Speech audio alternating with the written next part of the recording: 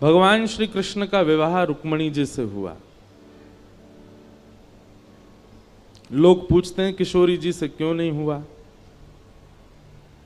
ऐसा नहीं है। कई बार एक्टर जो होता है ना, एक्टर को नाट्य प्रस्तुति करने वाला, उसका निज जीवन कुछ और होता है, पर मंच का जीवन कुछ और होता है। 90-99% पूरा विश्व भगवान श्री कृष्ण के मंच की लीला से अवगत है। केवल 1% ब्रज के लोग ठाकुर जी के निज लीला से परिचित हैं। सबको यह पता है ठाकुर जी ने 16,108 विवाह किए, वो सब ठाकुर जी का मंचन है। ठाकुर जी की लीला है एक मानवों को कुछ संदेश देने के लिए और कुछ क्रम वाद्य पूर्ण करने के लिए। भगवान श्री कृष्ण की लीला बंधुओं अनुकरणीय नहीं है। एक बात हमारी बहुत ध्यान से सुनना, भगवान श्री कृष्ण जो करते हैं वो आप कभी नहीं कर सकते। प्रभु श्री राम जो करते हैं वो आप सब कर सकते हो। इसलिए हमारे पूज्य पिताजी महाराज और संत जन कहते हैं, राम ने जो किया है वो करो, कृष्ण ने जो कहा है वो करो, क्योंकि कृष्ण ने जो किया है वो आप नहीं कर पाओगे। राम जी मर्यादा पुरुषोत्तम है और श्री कृष्ण लीला पुरुषोत्तम है। भगवान श्री कृष्ण ने 1000 से ज्यादा बार कहा है संपूर्ण कृष्ण लीला में कि मैं भगवान हूं, मेरी शरण में आओ। प्रभु श्री राम ने एक बार भी नहीं कहा कि मैं परमात्मा हूं। वो एक मानव को प्रदर्शित कर रहे हैं। कई लोग कहते हैं कि भगवान श्री कृष्ण ने बहुत कुछ ऐसा किया जिससे गलत संदेश जा रहा है लोगों में। मैंने कहा गलत संदेश नहीं जा रहा है, वो मानव के बस की बात नहीं है। इसलिए मानव को लगता है कि ये कैसे संभव हो सकता है। भगवान श्री कृष्ण ने राम अवतार पहले धारण करके हम सबको संकेत किया कि करणीय ये अवतार है और श्रवणीय कृष्ण अवतार है। भगवान श्री कृष्ण कहते जो हैं वो करना है, उनकी करनी आप नहीं कर सकते।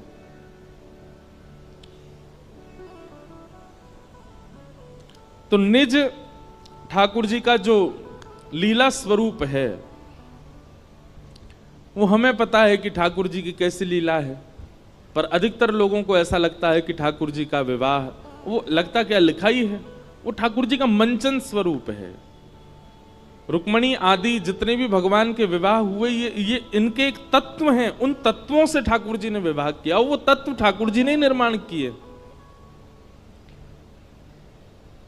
पृथ्वी, जल, अग्नि, वायु, आकाश, इन पांचों को क्या कहते हैं? पंच तत्व, जिनसे हमारा शरीर बनता है।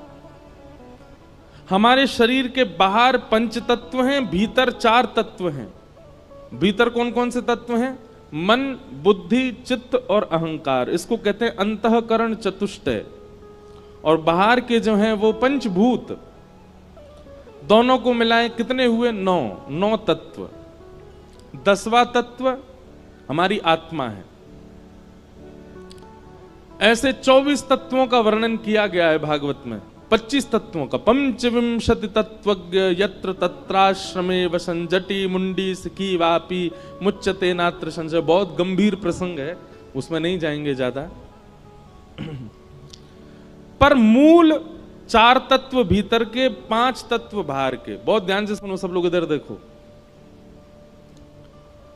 5 तत्व बाहर के हैं, पृथ्वी, जल, अग्नि, वायु, आकाश। ये भगवान की प्रमुख 5 पत्नियां हैं। और भीतर के जो 4 तत्व हैं उनमें से एक तत्व स्वयं भगवान है, हमारी आत्मा। तो मन, बुद्धि, चित्त, चित्त को कहते हैं आत्मा, और अहंकार। यहां पर अहंकार का मतलब अभिमान नहीं है, अहंकार का मतलब सेल्फ कॉन्शियसनेस है। अहंकार का मतलब देहाभिमान है। भूख लगने पर भोजन करना, इसको देहाभिमान कहते हैं। प्यास लगने पर पानी पीना, गर्मी लगने पर एसी चलाना, यह भी एक सूक्ष्म अभिमान है देह का। उस अभिमान की बात है। तो मन, बुद्धि, चित्त और अहंकार, उसमें से चित्त भगवान है तो बचे 3। तो भीतर के 3, बाहर के 5, ये 8 भगवान की मुख्य पटरानियां हैं। भगवान ने तत्वों से ब्याह किया, जिन तत्वों को स्वयं भगवान ने ही बनाया है। किसी स्त्री विशेष से ब्याह नहीं हुआ ठाकुर जी का, सबका तत्व है। रुक्मणी जी अग्नि तत्व हैं, सत्यभामा जाम्बती आकाश तत्व हैं, सत्यभामा पृथ्वी तत्व है। इसीलिए कथा आती है कि भौमासुर नाम का राक्षस जिसको भगवान ने मारा, वो भूमि का बेटा है, पृथ्वी का बेटा। तो जब उसका जन्म हुआ भौमासुर का, तो ज्योतिषियों ने बताया कि इसको तो भगवान मारेंगे, भूमि भगवान की पत्नी है। तो भूमि ने भगवान से प्रार्थना की कि आप मेरे पुत्र को कभी मत मारना। भगवान बोले जब तक तुम नहीं कहोगे तब तक नहीं मारेंगे।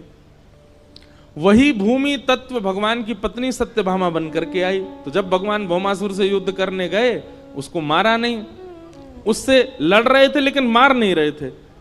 तब रथ में बैठी हुई सत्यभामा ने चिल्ला करके कहा, नाथ इसको मारते क्यों नहीं हो? तब भगवान ने उसको मारा। बोले हम आपसे सुनना चाह रहे थे। तो भूमि तत्व कौन है? सत्यभामा।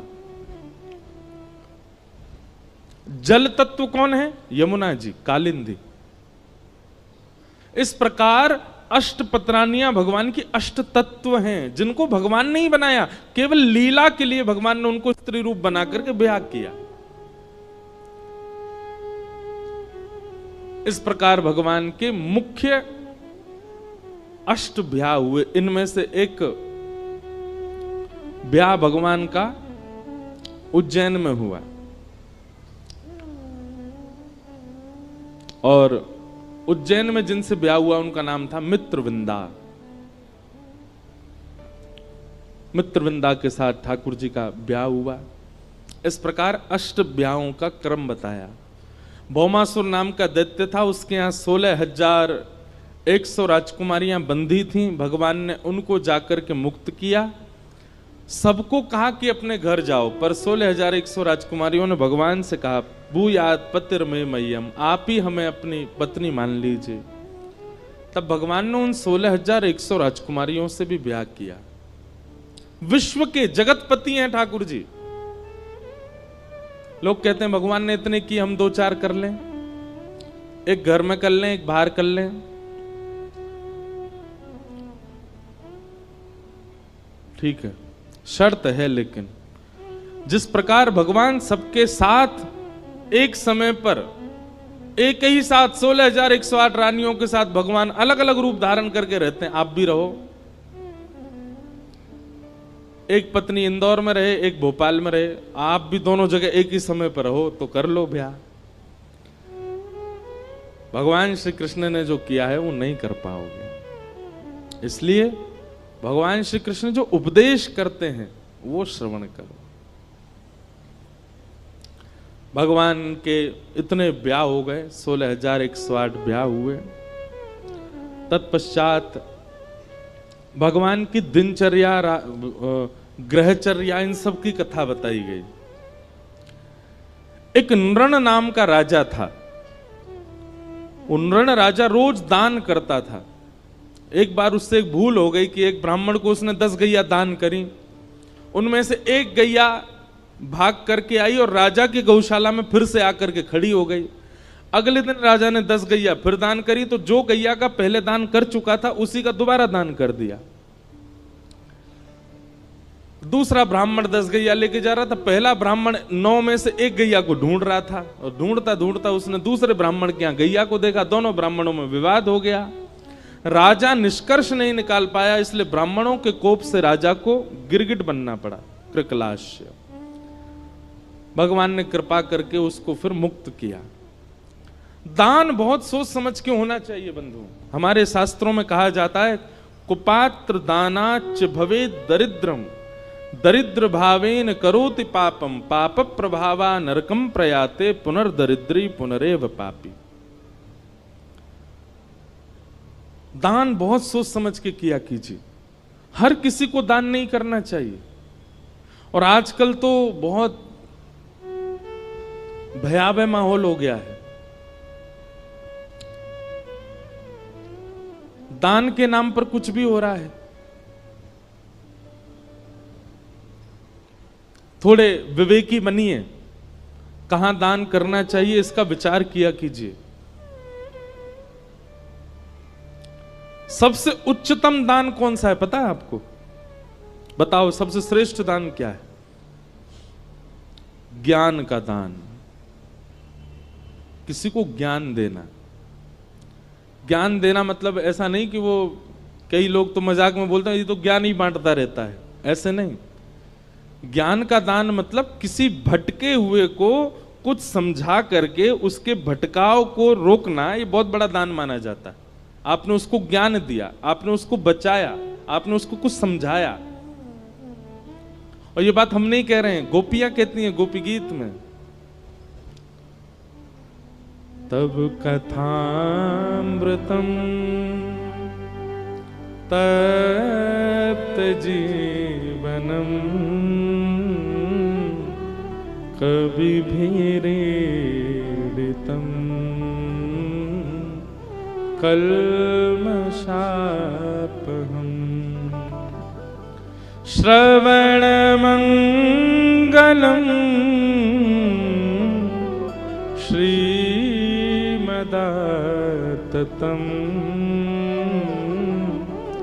भुवि गृह्णन्ति ते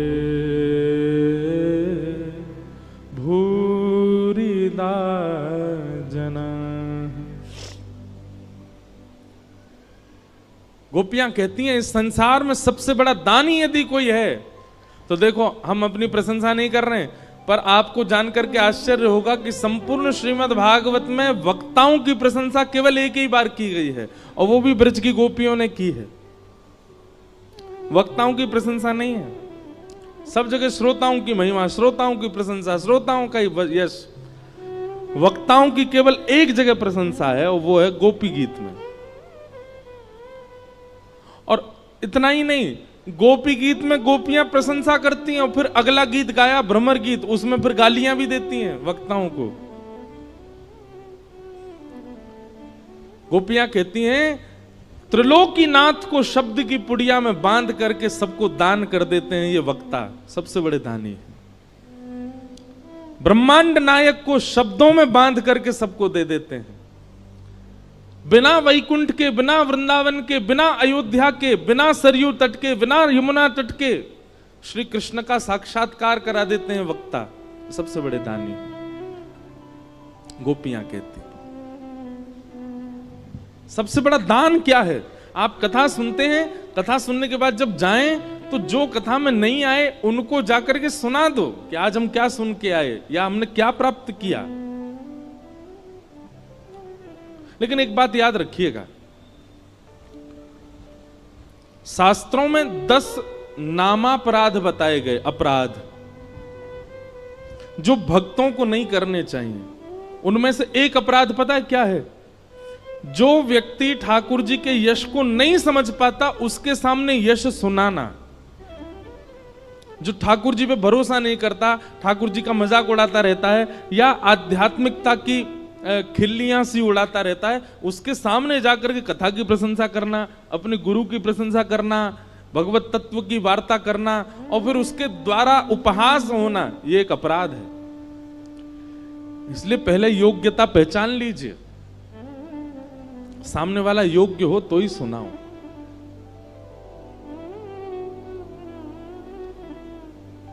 वक्ताओं को बहुत अपराध लगे हुए होते हैं क्योंकि इतने श्रोता आते हैं कथा में।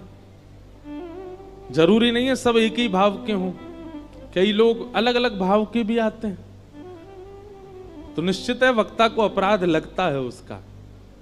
इसीलिए कई बातें मंच से नहीं कही जाती, स्थान देख करके, श्रोता देख करके, समय देख करके फिर सुनाया जाता है।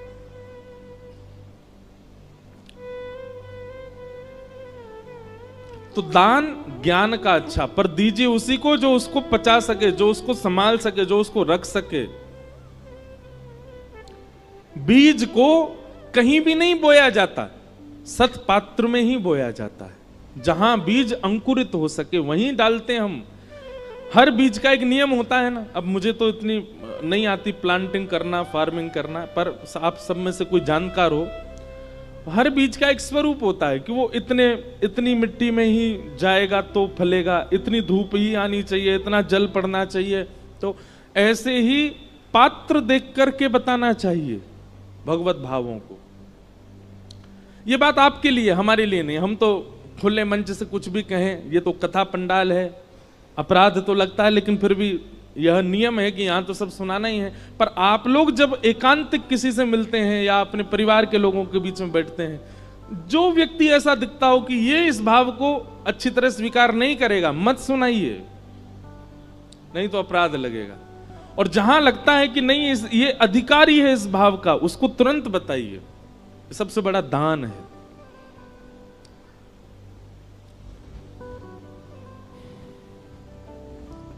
तो दान श्रेष्ठ कौन सा? ज्ञान का। अच्छा, ज्ञान का दान भी श्रेष्ठ क्यों है? क्योंकि दान वह श्रेष्ठ माना जाता है जो किसी को दिया गया, तो जिसको दिया गया है उससे कभी खत्म ना हो, सदा उसके पास रहे और बढ़ता रहे, वो दान श्रेष्ठ माना जाता।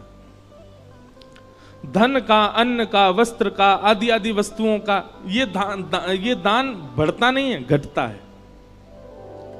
कन्यादान भी विशिष्ट दान माना जाता है। क्यों? क्योंकि वह कन्या जाकर के एक परिवार का वर्धन ही करने वाली है।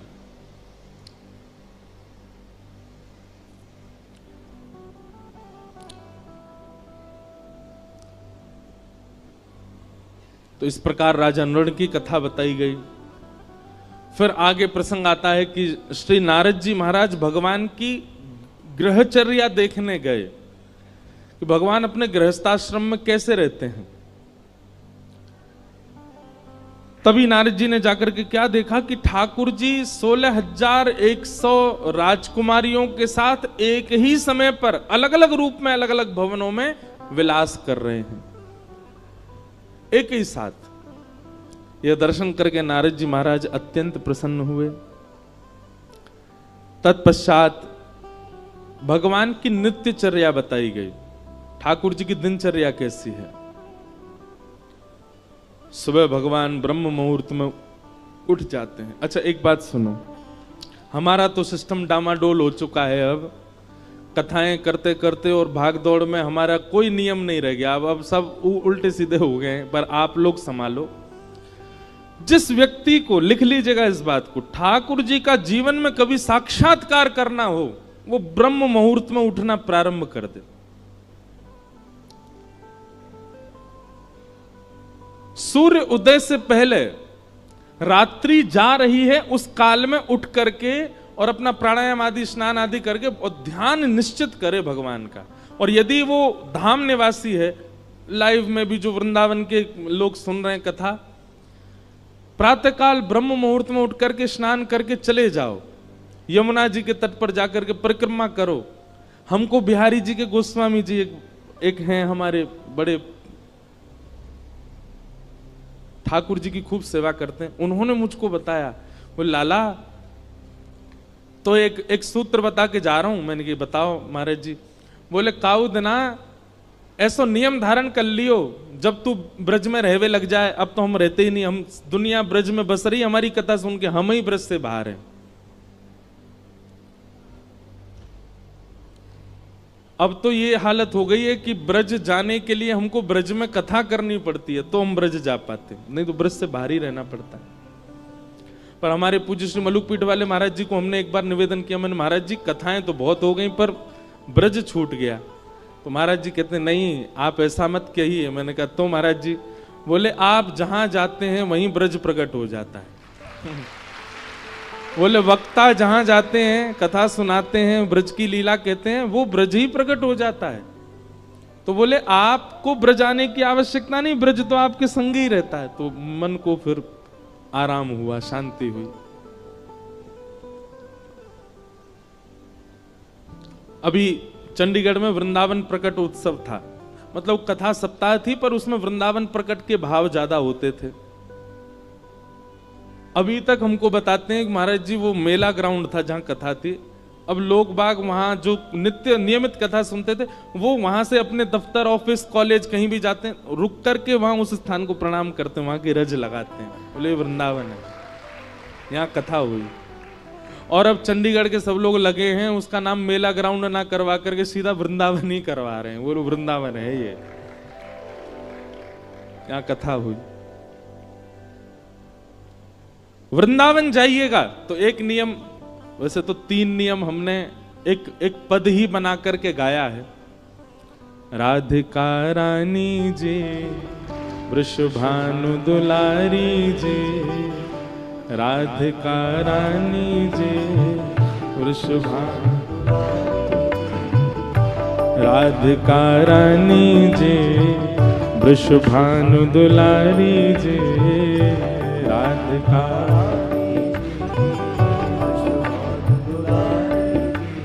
ओ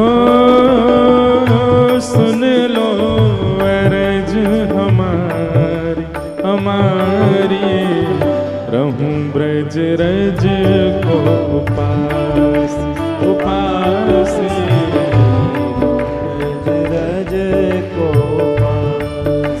उपासी, रहूं ब्रज रज को उपासी उपासी, ब्रज रज को।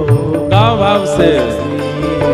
राधिका रानी जी, वृषभानु दुलारी जी, राधिका रानी जी, वृषभानु दुलारी जी, राधिका रानी जी, वृषभानु दुलारी जी, राधिका रानी जी, वृषभानु दुलारी जी।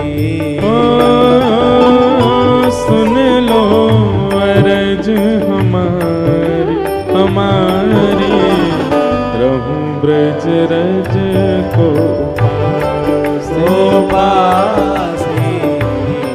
ब्रज रज को उपासी, रहूं ब्रज रज को उपासी, ब्रज रज को। वृंदावन जावे वाले को पहलो नियम ध्यान से सुनिएगा। मंगला उठ यमुना जी जाऊं, मंगला उठ यमुना जी, मंगला उठ यमुना जी जाऊं, मंगला उठ यमुना जी। फिर प्यारे राधा वल्लभ के दर्शन पाए, राधा रमण के दर्शन पाए, प्यारे राधा वल्लभ के दर्शन पाए, प्यारे राधा रमण के दर्शन पाए। वृंदावन जाइएगा, चाहे जितने लेट सोए हैं रात को, ब्रह्म मुहूर्त में उठ जाओ। मंगला के समय सोना नहीं है वृंदावन में। यमुना जी जाइए, यमुना जी को प्रणाम करो और सीधे राधा वल्लभ जी की मंगला आरती करिए। राधा वल्लभ के दर्शन पाओ, राधा वल्लभ के दर्शन पाओ। कृपा अभिलाषी जी, राधा रानी जी, कृपा अभिलाषी जी, श्री राधा रानी जी।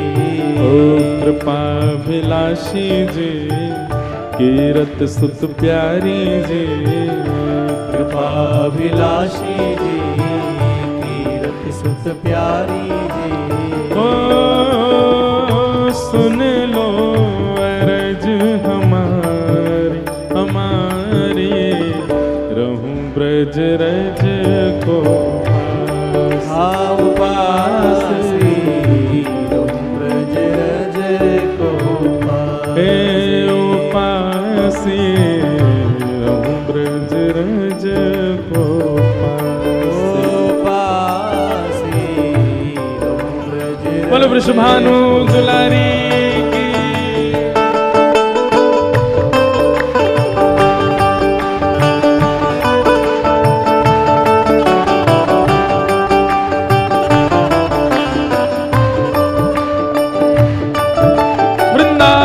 धाम की, राधा रमण लाल की।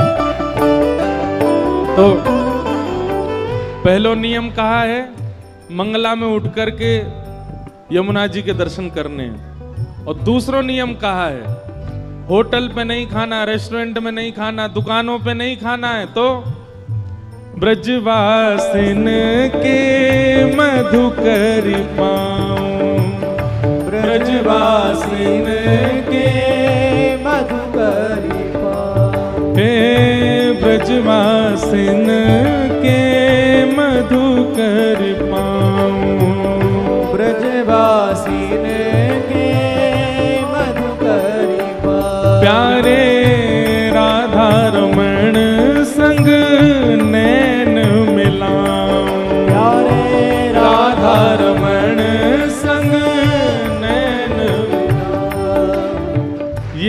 ये उपाय कृपा करके एक बार करिएगा। बहुत बालक करते हैं, हम हर कथा में कहते हैं, सब जाके वृंदावन में ये करते हैं, पर एक भूल करते हैं। क्या?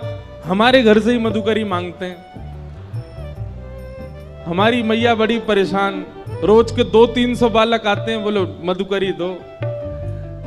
इसमें एक नियम और सुनो, मधुकरी उस ब्रजवासी के यहां से पानी है जो आपका परिचय का नहीं है। परिचित के यहां मांगने में क्या है, वो तो थाली में लगा के दे देगा आपको। अपरिचित के यहां जाओ, डोरबेल बजाओ, गेट खटखटा दो, भीतर से ब्रजवासी निकल के आए, कहा है भैया कहां से आए हो? भोपाल से आए हैं। क्या बात है? आपके घर में जो कुछ भी बना हो थोड़ा सा हमको दे दीजिए, मधुकरी दीजिए। आप कहोगे ये कैसे संभव है, हमारी कोई इमेज नहीं है, हम किसी के घर जाके मांगेंगे? अरे भैया, ये वृंदावन है, ये भोपाल नहीं है, ये इंदौर नहीं है, ये मध्य प्रदेश नहीं है, ये वृंदावन है जहां ठाकुर जी स्वयं चोरी करके पाते हैं। हम तो मांग के पा रहे हैं। ठाकुर जी तो खिड़की से घुस घुस के चोरी करके खा जाए ब्रजवासी के। और एक बात सुनिए, हिमालय की तपस्या का फल, हरिद्वार के यज्ञ का फल, प्रयागराज के स्नान का फल हमारे वृंदावन के ब्रजवासी के मधुकरी के समान है। आप मधुकरी पाओ, और मधुकरी पाने के बाद ब्रजरज लगा के यमुना तट पर जाके नेत्र बंद करके बैठना, आपको एक क्षण के लिए शामा शाम दिखेंगे, निश्चित दिखेंगे।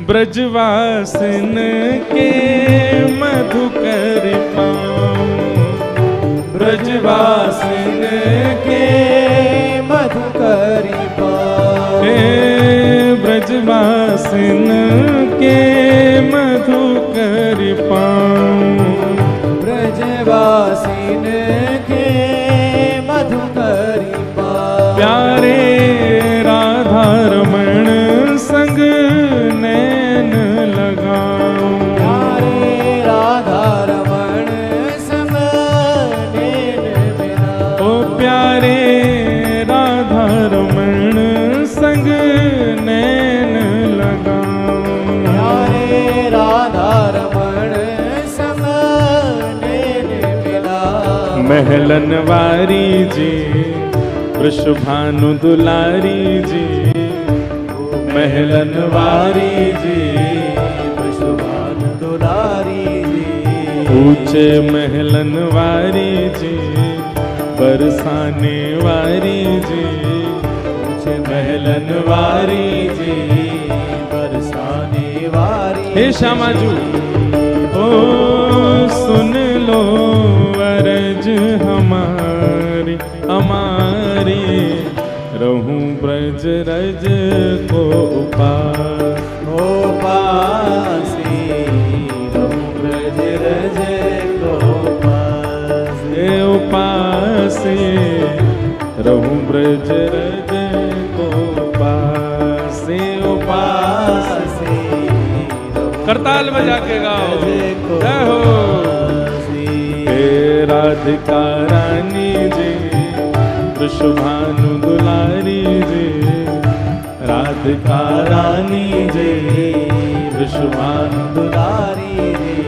ओ सुन लो अरज हमारी, हमारी रहूं ब्रज रज को उपास, उपासी रहूं ब्रज रज को उपासी, उपासी रहूं ब्रज रज को पासे पासे रहूं ब्रज रज बोल वृंदावन बिहारी लाल की।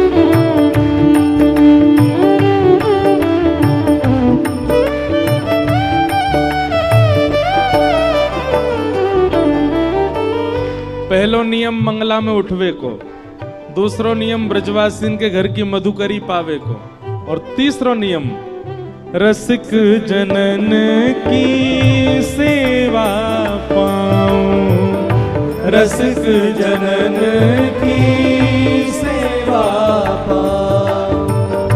ब्रजवासिन की सेवा पाऊं। ब्रजवासिन की सेवा पाऊं। प्यारे कुंज बिहारी के दर्शन पाऊं।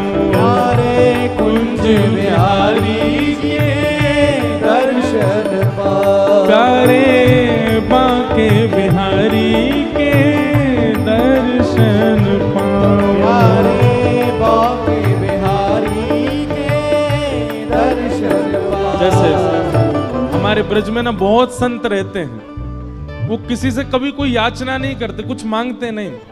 गर्मियों के समय में जाओ तो ऐसी सामग्रियां उनके लिए लेके जाओ जो उनके भजन में सहायक बने। जैसे हम कभी कभी गिरिराज जी में भयंकर गर्मी होती है तो ग्लूकोज बांट के आते हैं सारे संतों को कि वो पान करें, उससे उनको लाभ मिले। हमारे ब्रज में गिरिराज जी में ऐसे संत हैं, 3-3 परिक्रमा गिरिराज जी की रोज लगाते हैं। 21 किलोमीटर की एक परिक्रमा, 3 परिक्रमा लगाते हैं। उनको कभी मोजा दिया है, कोई वस्त्र दिया है, कोई सामग्री दिया, और कुछ नहीं तो उनके पास बैठ करके थोड़ी देर चरण सेवा कर आए, उनके वचनामृत सुने आए, बैठ करके बस उनके थोड़ी देर भाव श्रवण कर लिए। यही रसिक जनों की सेवा है, ब्रजवासियों की सेवा है। रसिक जनन की सेवा पाऊं। रसिक जनन की सेवा पाऊं। प्यारे बांके बिहारी संग दर्शन पाऊं। प्यारे बांके बिहारी जी के दर्शन पाऊं। ओ प्यारे बांके बिहारी के दर्शन पाऊं। प्यारे बांके बिहारी के दर्शन पाऊं। कृष्ण मनोहारिणी जी रास विलासिनी जी, कृष्ण मनोहारिणी जी रास विलासिनी जी। कृष्ण मनोहारिणी जी रास विलासिनी जी, कृष्ण मनोहारिणी जी रास विलासिनी जी। ओ सुन लो अरज हमारी हमारी, रहूं ब्रज रज को पासी। रहूं ब्रज रज को पासी। उपासी रहूं ब्रज रज को उपासी। रहूं ब्रज रज को पासी। और अंतिम भाव में जो भी भाव लिख पाते हैं ना, तो भाव ऐसा आता है, हमारे गिरधर लाल जी लिखवा रहे हैं। तो अंतिम भाव में श्री गिरधर लाल जी की एक भावना का दर्शन है। गोवर्धन पर्वत पे राजो। गोवर्धन पर्वत पर राजो। हे श्यामाजू, आप या ब्रज की सेवा से हमको और कुछ मत दीजिए, क्या दीजिए, ये अंतिम भाव जो है ये प्रदान कर दीजिए बस। गोवर्धन पर्वत पे राजो।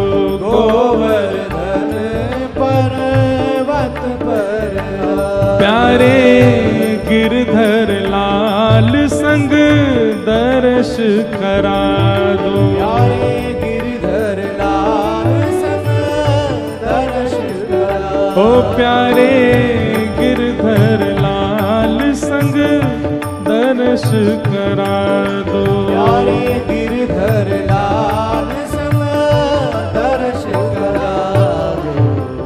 बरसाने वारी जी कृष्ण मनोहारिणी जी, बरसाने वारी जी कृष्ण मनोहारिणी जी। ओ सुन लो अरज हमारी हमारी, रहूं ब्रज रज को पास। ओ पासी ब्रज रज को हे ओ पासी, रहूं ब्रज रज को पासी। ओ पासी ब्रज रज को पास। भाव से राधिका रानी जी वृषभानु दुलारी जी, राधिका रानी जी वृषभानु दुलारी जी। हो सुन लो अरज हमारी हमारी, रहूं ब्रज रज को पास। ओ पासी ब्रज रज को पास। हे ओ पासी, रहूं ब्रज रज को पास। ओ पासी ब्रज रज को पास। आओ पासी, रहूं ब्रज रज को पास। पासी ब्रज रज को पास। हे ओ पासी, रहूं ब्रज रज को पास। पासी, रहूं ब्रज रज को पास। ज्यादा नहीं, ब्रज के ये 3 नियम हैं। मंगला उत्थापन, मधुकरी सेवन और रसिक सेवा, ब्रजवासीन की सेवा। ये 3 भाव करने वृंदावन ठाकुर जी यही से प्रसन्न नहीं जाएंगे। पर वृंदावन जाके व्यक्ति सब करता है, ये तीनों ही नहीं करता। ना तो मंगला उठते हैं, ना मधुकरी मांगते हैं, ना रसिकों की सेवा करते हैं। तो 3 काम कीजिए। ठाकुर जी की दिनचर्या बताई गई। भगवान सुबह सुबह उठ जाते हैं मंगला में, और भगवान उठ करके फिर अपने भक्तों का स्मरण करते हैं। थोड़ी देर ध्यान लगा करके समस्त ब्रह्मांड में जितने भक्त ठाकुर जी का स्मरण करते हैं, सबका स्मरण ठाकुर जी उस समय करते हैं। तत्पश्चात भगवान स्नान आदि करके शंखनाद करते हैं, और शंखनाद होते ही पूरी द्वारिका उठ जाती है। भगवान के पांचजन्य शंख की ध्वनि से द्वारिका उठती है। तत्पश्चात भगवान गौशाला जाते हैं, गौ सेवा प्रारंभ की स्वयं करते हैं श्री ठाकुर जी। गैयाओं के बीच रहते हैं, गैयाओं से स्नेह करते हैं, सब गैयाओं को स्वयं जाकर के देखते हैं। नगर भ्रमण करते हुए ठाकुर जी फिर अपनी स्वधर्मा सभा में आते हैं। सभा में आकर के मंत्री, महामंत्री, सेनापतियों की वार्ता सुनते हैं। जहां जाना, जो करना, वो सब क्रियाएं करते हैं। रात्रि में ठाकुर जी परिवार को समय देते हैं, सबके साथ बैठ करके प्रसाद पाते हैं और फिर विश्राम करते हैं। इस प्रकार ठाकुर जी के सारे नियम बताए गए, दिनचर्या कैसी ठाकुर जी की। आगे राजसूय यज्ञ का प्रसंग सुनाया गया। पांडवों ने राजसूय यज्ञ किया, और राजसूय यज्ञ में ठाकुर जी को निमंत्रित किया, और भगवान को पत्र में ये लिख करके भेजा कि आप अकेले मत आइएगा, कम से कम 20,000 राजाओं को संग लेकर के आइएगा। ठाकुर जी विचार करने लगे 20,000 राजा कहां से लेके जाएं। तभी जरासंध, जिसने मथुरा पर चढ़ाई की थी, एक प्रकार से भगवान के नाना लगते हैं जरासंध। क्यों? क्योंकि कंस के ससुर जी हैं जरासंध, तो मामा के ससुर जी भी नाना ही लगते हैं। तो जरासंध ने 20,000 राजकुमारों को बंदी बना रखा है। ये खबर ठाकुर जी को पता चली तो भगवान ने फिर योजना बनाई, पहले जरासंध के यहाँ जाएंगे, वहां से 20,000 राजकुमारों को मुक्त करके फिर जाएंगे यज्ञ में। भगवान अपने साथ अर्जुन और भीम को लेकर के जरासंध के यहां गए। मगध नरेश, बिहार के राजा हैं जरासंध। जरासंध सामान्य नहीं था, 10,000 हाथियों का बल था जरासंध में, जिसको भगवान ने 17 बार हराया और 18वीं बार रण छोड़ करके भगवान द्वारिका भाग गए थे मथुरा से। क्यों भागे थे? क्योंकि जरासंध ब्राह्मणों को अनुष्ठान पर बैठा करके आया था कि अब की बार मैं हारना नहीं चाहिए, यदि हारा तो आप सबको जान से मार दूंगा और यदि जीता तो इतनी दक्षिणा दूंगा कि आप ब्राह्मणों को कभी किसी से मांगना नहीं पड़ेगा। तो ब्राह्मणों के हित के लिए भगवान रण छोड़ करके भाग गए। आज भगवान पुनः जरासंध के यहां जा रहे हैं, रूप बदल करके गए, भेष बदल करके गए, अर्जुन, भीम और भगवान। जरासंध का नियम है कि वो ब्राह्मणों को मुंह मांगा दान देता है, क्योंकि ब्राह्मणों के आशीर्वाद से जीता था।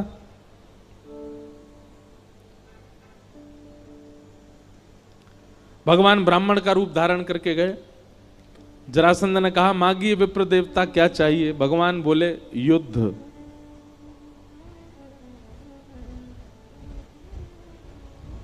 जरासंध बोला, मोल महाराज क्षमा कीजिएगा, ब्राह्मण दुनिया की कोई भी वस्तु मांग सकता, युद्ध नहीं मांग सकता। और यदि ब्राह्मण युद्ध मांग रहा है तो इसका मतलब वो ब्राह्मण नहीं है, निश्चित ही वंश में कहीं दिक्कत तो है। ब्राह्मण का युद्ध में रुचि नहीं होती। आप कौन हैं? अपना रूप बताइए मुझे। भगवान ने अपना रूप दिखाया। योगेश्वर कृष्ण को देख करके जरासंध बोला, मुझे पता था तुम ही होगे, पर एक बार रण छोड़ करके जो मेरे सामने से भाग जाता है भगोड़ा है, मैं उससे युद्ध नहीं करता दोबारा। कायर हो तुमसे युद्ध नहीं करूंगा। हाँ भाई, तुम अपना मुख दिखाओ। अर्जुन ने अपना मुख दिखाया। बोले, ओहो, पांडवों के मध्यस्थ भ्राता अर्जुन, तुम तो छोटे हो, छोटे बालक हो, बालकों से युद्ध नहीं करता मैं। तीसरे से कहा, तुम अपना रूप दिखाओ। तो भीम ने अपना रूप जब दिखाया, जरासंध बोला, हाँ ये मेरी टक्कर का है, इससे युद्ध करूंगा। सूर्य उदय होते ही आप तीनों मेरे शत्रु हैं, और विशेष रूप से ये मेरा शत्रु है भीम, और सूर्यास्त होते ही आप तीनों मेरे मेहमान हैं। बिना अस्त्र शस्त्र के केवल मल्ल युद्ध होगा भीम और जरासंध के बीच में। कृष्ण और अर्जुन का उस युद्ध में प्रवेश नहीं होना चाहिए। आप लोग बस बाहर बैठ के दर्शनार्थियों की तरह, दर्शकों की तरह देखोगे। भीम बोला, ये होलिका का श्रीफल मुझे ही बनना था क्या? भगवान बोले, मेरे हाथों मरना होता तो 17 बार चढ़ाई की थी इसने मथुरा पे, तभी मर गया होता।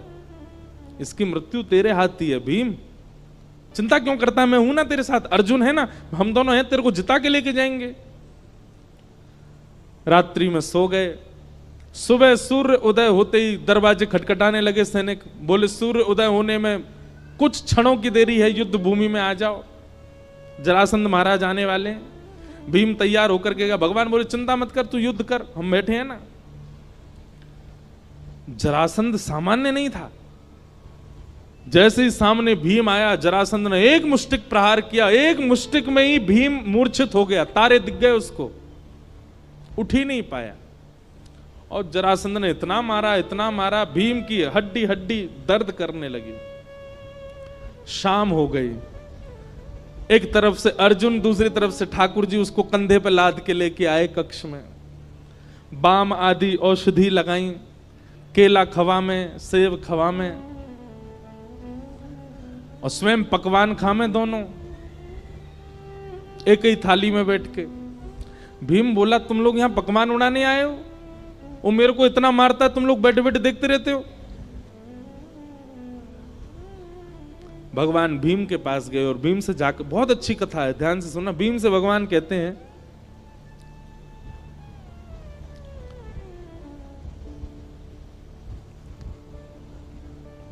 भीम, तुम युद्ध करने जाते हो, एक बार भी मेरी ओर नहीं देखते, एक बार तो देखा करो। क्या पता मैं कुछ संकेत बता दूं। अब मेरा तो युद्ध भूमि में प्रवेश नहीं है ना, मैं तो बाहर ही बैठूंगा, मेरी ओर देखा तो करो कभी कभी। भीम बोला ठीक है देखूंगा। अब इसका आध्यात्मिक अर्थ क्या है? जरासंध है मैं और आप सब जीवात्मा, भीम है मैं और आप सब जीवात्मा, और जरासंध है हमारे कर्म। हम सूर्य उदय होते ही अपने कर्मों से युद्ध प्रारंभ कर देते हैं। हम सबका युद्ध चालू हो जाता है सूर्य उदय होते ही। रात्रि में हम सब लोग विश्राम में रहते हैं, पर हम जैसे लोगों के रात में भी चलते रहते हैं युद्ध।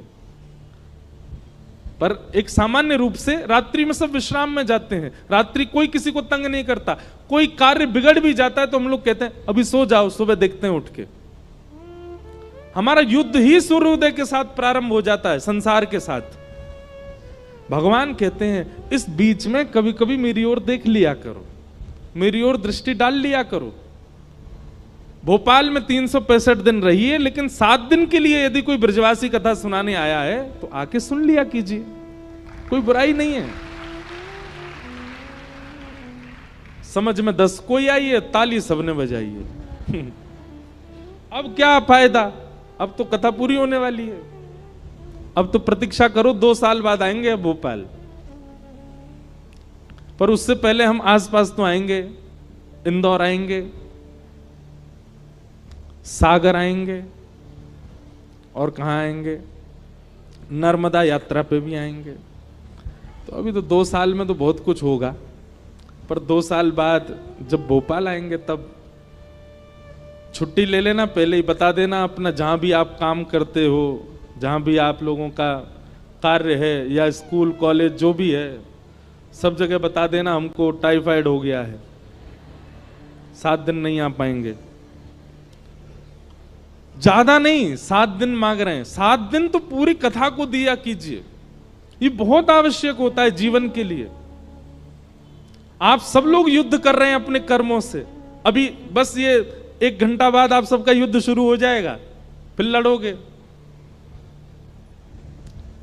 7 दिन जब तक कथा चल रही थी तब तक ये लग रहा था कि थोड़े युद्ध थमे हुए हैं, थोड़ा हमारे जीवन के युद्ध जो हैं, जो इतने ज्यादा आक्रमण भीष्म पितामह की तरह बाणों की सैया पर लेटे रहते हैं हम लोग, लेकिन 7 दिन के लिए थोड़ी राहत लगती है। अभी फिर शुरू हो जाएगा 4-5 बजे से आप सबका वही संसार का सब क्रम। इसलिए जब कभी भी कथा हो, हमारी नहीं किसी की भी हो भोपाल में, अगर अच्छे वक्ता हैं जिनके वचनामृत से कुछ परिवर्तन। अच्छा एक बात और सुनिए, वक्ता के वचन सुनकर के वक्ता नहीं ठाकुर जी प्रिय लगने चाहिए, ऐसी कथाएं सुना करो। हम इस बात पर आपको बार बार टोकेंगे। बिचौलिया से लड़का का गुण सुनो तो लड़का प्रिय लगना चाहिए, बिचौलिया नहीं। पता चली लड़की बिचौलिया के संगी चली गई, वो सुनाने तो आया था कि वो लड़का ऐसा है, उसके काम ऐसे हैं, गुण ऐसे हैं। वो लड़का छोड़ो, तुम ही बढ़िया हो, तो दिक्कत हो जाएगी। वक्ता बिचौलिया होता है, उसके प्रति आदर हो, उसके प्रति सम्मान हो, उसके प्रति श्रद्धा हो, उसके प्रति पूजनीय भाव हो, पर प्रीति तो उसकी वाणी से ठाकुर जी से ही होनी चाहिए, उससे नहीं। कई लोगों की वाणी ऐसी होती है कि उनसे प्रीति हो जाती है, नहीं, गलत है।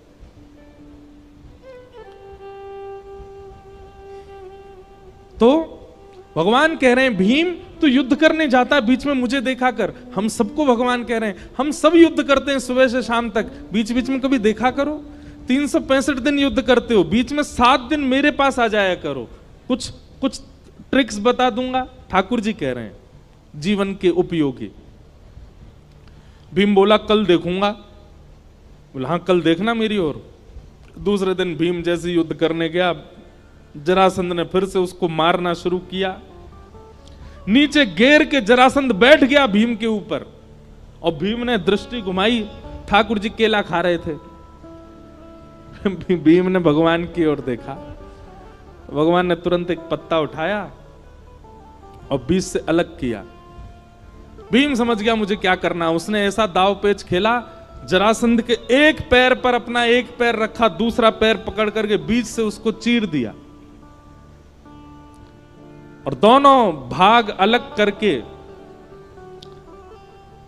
जैसे ही जरासंध को देखा अचेत पड़ा है, मर गया, भगवान की ओर भुजा उठाने लगा, मैं जीत गया, मैं जीत गया, मेरी विजय हो गई। भगवान बोले पीछे देख। पीछे देखा तो जरासंध फिर एक हो गया, फिर से उसने मारना शुरू किया। हाथ पांव फिर टूट गए। शाम को फिर से भगवान उसको कंधा पे लाद के ले गए, बिस्तर पे जाके लेटा दिया। भगवान अपना भोजन पानी करने लगे। भीम बोला आप लोग तो खाने आए हो, यहां पे कुछ करते तो हो नहीं, आनंद ले रहे हो, मैं पिटता हूं पूरे दिन। भगवान बोले तुझसे कहा था मेरी ओर देख, कल आज देखा तो था मैंने आपकी ओर। अब देखो कितनी अच्छी बात ठाकुर जी कह रहे हैं, समर्पण की भावना से देख, मैं अपने कार्य में सफल हूं, इस स्वार्थ भावना से मत देख।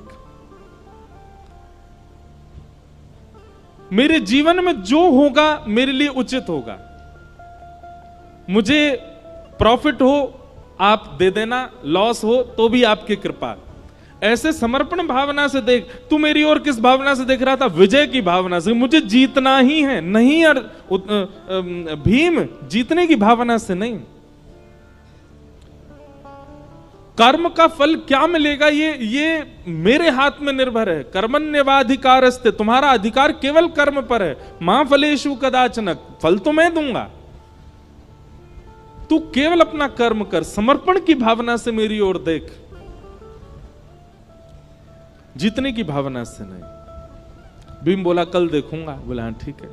दूसरे दिन युद्ध हुआ और भीम ने समर्पण की भावना से ठाकुर जी को देखा। आज विजय की भावना नहीं थी, समर्पण था। नाथ जो है जीवन सब आपका है, आप निश्चित करिए, जो आपको उचित लगे वैसा हो।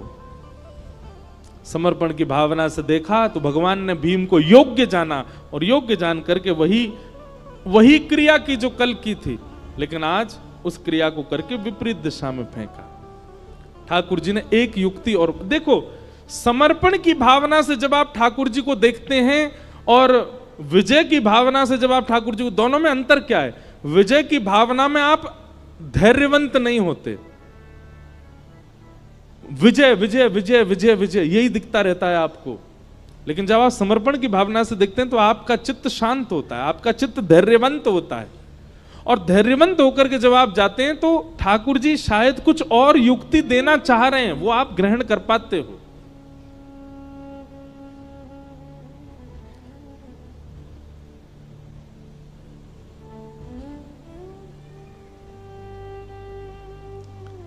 भगवान ने जब भीम को देखा कि आज समर्पण है, तब पत्र बीच से अलग करके विपरीत दिशा में फेंका।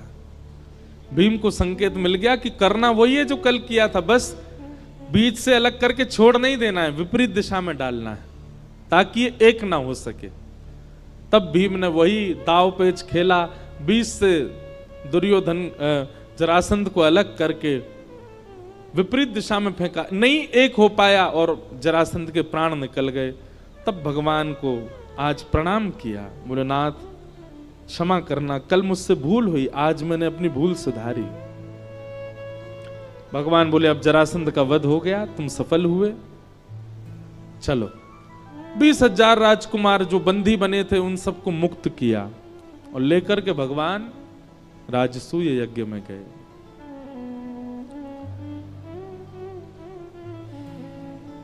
राजसूय यज्ञ में जाकर के 20,000 राजकुमारों को प्रस्तुत किया, सबको अलग अलग सेवा प्रदान की गई। ब्राह्मण देवताओं ने कहा अग्र पूजा किसकी होनी चाहिए? तब सबने प्रस्ताव किया कि अग्र पूजा तो भगवान श्री कृष्ण की होनी चाहिए। और श्री कृष्ण की अग्र पूजा हुई। सबको अलग अलग कार्य प्रदान किए गए, किसी को भोजन भंडार दिया, किसी को संतों की सेवा अगवानी दी। सिंहासन पर दूर भगवान कृष्ण बैठे थे, भगवान बोले हमको क्या सेवा दे रहे हो? बोले आप तो बैठे रहो, आपको क्या सेवा देना, आप तो राजा हो, आप तो हम सबके प्यारे हो, आप तो बस बैठे बैठे मुस्कुराते रहो, आपको क्या सेवा दें? ठाकुर जी बोले नहीं हमको सेवा चाहिए। पांडव बोले आपके लिए कोई सेवा नहीं। भगवान बोले या तो दो, नहीं तो हम खुद ले लेंगे। पांडव बोले हम तो नहीं दे रहे। तो भगवान बोले ठीक है, तो हमने ले ली सेवा। बोले कौन सी सेवा? जितने लोग यज्ञ में आएंगे सबकी पादुका उठा के रखना हमारी सेवा है। भगवान श्री कृष्ण ने, पांडव रोने लगे, बोले नहीं नाथ। बोले नहीं, अब तो यही सेवा है हमारी। और पूरे यज्ञ भूमि के बाहर बैठे हैं ठाकुर जी, और जितने संत आ रहे हैं, जितने ब्राह्मण आ रहे हैं, जितने ऋषि आ रहे हैं, जितने वेदज्ञ आ रहे हैं, सबके पादुका उठा उठा करके ठाकुर जी व्यवस्थित कर रहे हैं।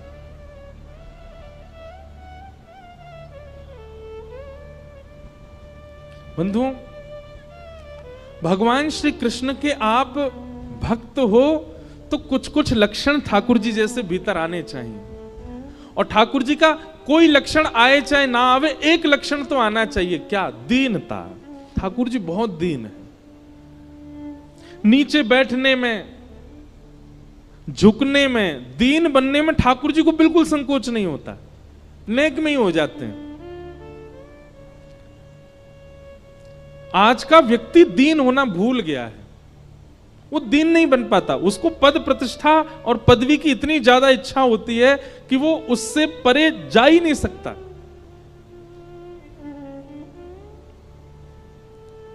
त्रिलोकीनाथ हैं भगवान,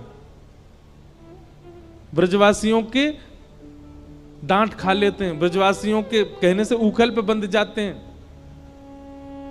सुदामा को अपने सिंहासन पर बैठा करके स्वयं नीचे बैठ जाते हैं। राजसूय यज्ञ में जाकर के सबकी पादुका उठाने की सेवा ले लेते हैं। कितने दीन हैं ठाकुर जी।